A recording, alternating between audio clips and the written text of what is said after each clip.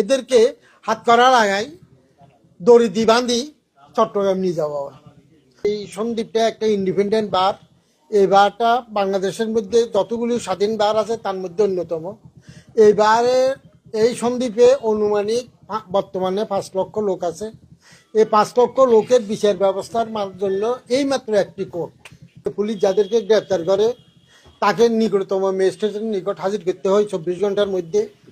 Magistrate না থাকার কারণে এদেরকে হাত করা লাগাই দড়ি দি বান্ধি চট্টগ্রাম নিয়ে যাওয়া হয়। অথচ কিন্তু যারা গ্রেপ্তার হয় তারা যে সব দোষী একথা ঠিক নয়। আমরা অহরহ দেখতেছি প্র্যাকটিসিং লাইফে 41 বছর তো এখন চলতেছে।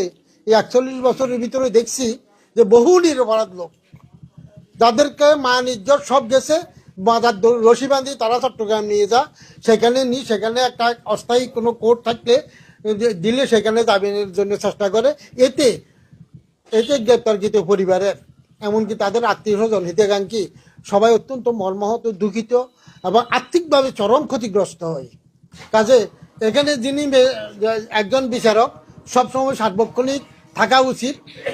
এই বিচার সন্দীপটাকে শুরু থেকে আমরা যখন করে শুনছি রেসিডেন্সিয়াল ম্যাজিস্ট্রেট, রাষ্ট্রীয়ভাবে সে ছুটি বুক করব কিন্তু স্টেশন লিভ করতে